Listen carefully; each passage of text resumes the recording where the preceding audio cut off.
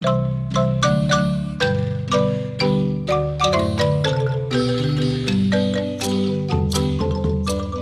señalada por la Corte Suprema de Justicia, Cámara de Amparo y Antejuicio, para el día lunes 25 de noviembre del 2013, a solicitud del Gran Consejo Nacional de Autoridades Ancestrales Maya, Caricuna y Xinca de Xinulev, a través de su representante legal, Diego Cotí Mas. También intervienen en el amparo como terceros interesados Gran Consejo Nacional de Autoridades Ancestrales Mayas, Caricuna y Xinca de Xinulev, a través de su representante legal, Diego Cotí Mas. Ministerio Público a través de la Fiscalía Distrital de San Marcos, Ministerio Público a través de la Fiscalía de Sección de Menores o de la Niñez por medio de la abogada Miriam Iliana Barros de Alvarado, Ministerio Público a través de la Fiscalía de Asuntos Constitucionales, Amparos y Exhibición Personal por medio de los abogados Verónica del Carmen Mazariego Cerreda y Darrenia Polonia Monje Pinelo de Oxón. Harán uso de la palabra en el siguiente orden. Por el tercero interesado y solicitante de la vista pública, el Gran Consejo Nacional de Autoridades Ancestrales Mayas, Carícunas y Xincas de Xinulev, quien actúa a través de su representante legal y tercero interesado, Diego Cotí Mas, el abogado Juan Jeremías Castro Simón. Solamente, señor presidente. Juan Jeremías, Cámara de Amparos.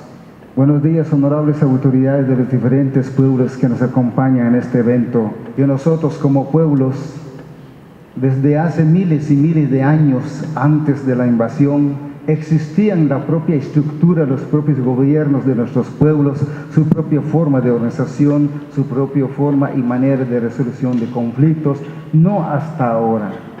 Han habido otros instrumentos nacionales e internacionales que ampara y avala el libre ejercicio y la administración de la justicia de los propios pueblos.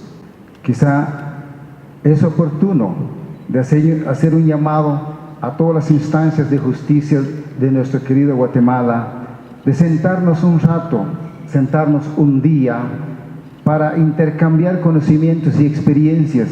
Específicamente pedimos a las autoridades del Ministerio Público a que tengamos un poco de interés para investigar, para conocer a fondo las fuentes y fundamentos del derecho jurídico ancestral. Si nos damos cuenta, donde hay autoridades de los diferentes pueblos es donde hay menos delincuencia.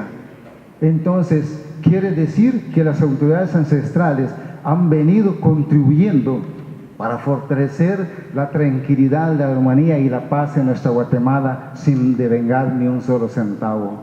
Anhelamos la paz, la tranquilidad, porque de estar como estamos ahorita, se persigue judicialmente, se está criminalizando el accionar de las autoridades de los pueblos. No estamos contribuyendo para la paz, para la armonía. Estamos creando más división entre nosotros mismos. El respeto mutuo, queremos un pluralismo jurídico en América Latina y en Guatemala específicamente. Muchísimas gracias, honorables magistrados. Honorables magistrados, el día de hoy dentro del calendario maya se registra el día Hopkawuk. Kawuk es el nahual de la mujer. Casualmente, el día de hoy también se celebra el Día de la No Violencia contra la Mujer. La primera tesis es: ¿tienen o no tienen legitimidad las autoridades ancestrales de conocer un delito o la comisión de un delito dentro de su territorio? La aplicación de normas específicas como es la Ley de Femicidio y Violencia contra la Mujer versus los tratados y convenios internacionales que forman parte del bloque constitucional y respaldan el actuar de la autoridad ancestral. Esta Honorable Corte Suprema de Justicia, en expediente de casación 1524-2012 de sentencia del 6 de noviembre de 2012 y en casación 2012-1848 de sentencia 29 de enero de 2013, reconoce el prisma del pluralismo jurídico y reconoce el conjunto de principios y valores y costumbres, instituciones, autoridades de una comunidad indígena y que tiene la potestad de administrar justicia. Y en el prisma del pluralismo jurídico, entonces, entra en lo que se regula dentro del artículo 66 constitucional: el Estado reconoce y respeta las formas propias de organización social de los pueblos indígenas, y si tienen una forma propia de organización social, tienen a las autoridades que administran justicia. A través del artículo 44 y 46 se incorporan en el bloque constitucional los artículos 8 y 9 del convenio 169 de la OIT, entonces se protege también esta autoridad. No es cuestionada entonces y no es válida la cuestión de si tiene o no tiene competencia. Ya avanzamos en ese sentido. Entonces entramos a ver si tiene legitimidad o no tiene legitimidad lo resuelto por las honorables autoridades. ¿Cómo se legitima la administración de justicia dentro de una comunidad? Se legitima con la participación misma de la comunidad. En este caso, vuelvo a reiterarlo, que no es instancia revisora de los autos porque desnaturalizamos el amparo. Fue consultada la autoridad para que fuera partícipe de este hecho. La autoridad consideró que se faltó contra las buenas costumbres y asume la jurisdicción y resuelve el hecho con participación de la víctima, del victimario y de la comunidad como tal. Llama e incorpora dentro del proceso a la científica de las comunidades, en estos casos que es la comadrona. Participa un médico, participa un psicólogo, le dan seguimiento al caso y se le da la sanción moral y pública al menor. ¿Contraviene este hecho que resolvió la autoridad los derechos humanos? No se puede aplicar la costumbre en estos casos, así lo refiere la ley específica. Sin embargo, aquí estamos en defensa de una autoridad que aplica en otra forma y resuelve en otra forma lo que también los juzgados estatales conocen. Se aplica un debido proceso y se respeta el derecho de defensa porque hay procedimientos que se siguen. No se exculpó al agresor, se le sanciona y se le condena. Se le somete a la forma y a los principios que se conocen dentro de la vida comunitaria, que tienen fundamento ancestral. Si leen el Popol Vuh, también se habla de las 7 vergüenzas, dentro de ellas se habla, o dentro de los 7 pecados capitales, entre ellos la vergüenza pública que restablece y reincorpora a la persona dentro de la vida comunitaria. La aplicación del Shikai, que ha sido muy cuestionada. Una cosa es aplicar castigo por castigo y otra cosa es la limpieza espiritual de la persona sometida, digamos, al conocimiento colectivo. ¿Cuáles son las finalidades entonces de la justicia? Y eso es el avance en este momento planteado estos temas es, si reconocemos el pluralismo jurídico, lo que sigue es, el paso siguiente es la coordinación que debe de haber entre los dos sistemas de justicia. Y muy bien lo planteaba don Diego Cotí. Estamos dispuestos a aprender de ustedes sobre el avance que hay de derechos humanos, pero también esta autoridad tiene muchos principios y valores que aportar al sistema. Ese es el paso siguiente del pluralismo jurídico. Una vez el Estado reconoce que existe otro sistema, entonces entremos en diálogo, entremos en comunicación para ver cómo avanzamos en la sociedad para que se democratice, digamos, y que exista la paz. Pero un retroceso muy grande sería si se desconoce a la autoridad y se le dice, este caso sí lo podés conocer, este no. Entonces regresamos otra vez a lo que denominamos el síndrome de las gallinas. Cuando se trate de un robo de gallinas o de linderos, resuelvan ustedes porque para eso están. Pero el Estado patriarcal confirmaría un racismo jurídico desconociendo a la autoridad en toda su esencia. Muchísimas gracias. Se le concede la palabra al Ministerio Público a través de la Fiscalía de Sección de Menores o de la Niñez, la abogada Miriam Iliana Barrios de Alvarado. Muy buen día, honorables señores magistrados, abogados, respetables miembros de la comunidad de Cometancio San Marcos. En representación de la niña agraviada dentro del presente proceso, voy a referirme. Esta acción de amparo se origina, honorables magistrados, porque en abril del año 2012, la niña Vilma Cardona Coronado fue ingresada violentamente a una residencia, a la residencia donde el sindicado, el adolescente Esdi Cardona.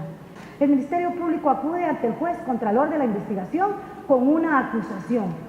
Solicitábamos que en la vía del procedimiento abreviado se aplicara una sanción de tipo socioeducativa al adolescente infractor. Los adolescentes son sancionados con sanciones socioeducativas. Quiere decir esto, se le condena a de 12 a 25 azotes. No se sabe si las recibió o no recibió estos azotes, ni cuántos fueron verdaderamente. A esto le da valor el señor juez y decide sobreseer el caso. Honorables magistrados, en Guatemala no existe pluralidad de sistemas jurídicos, existe un único sistema jurídico, de conformidad con el artículo 203 de la Constitución Política de la República de Guatemala. Dicha Constitución establece en el artículo relacionado, solo los tribunales de justicia tienen la potestad de administrar justicia en nuestro país. El último párrafo de ese artículo, el 203 constitucional, dice: ninguna otra autoridad podrá intervenir en la administración de la justicia. Ninguna otra autoridad, entiéndase autoridades indígenas y autoridad de cualquier orden. La ley del organismo judicial en su artículo 2 establece las fuentes del derecho. La principal fuente del derecho en Guatemala es la ley, la complementa la jurisprudencia y en ausencia de esta pues tenemos la costumbre, pero por delegación expresa de la ley, lo que no se da en nuestro país.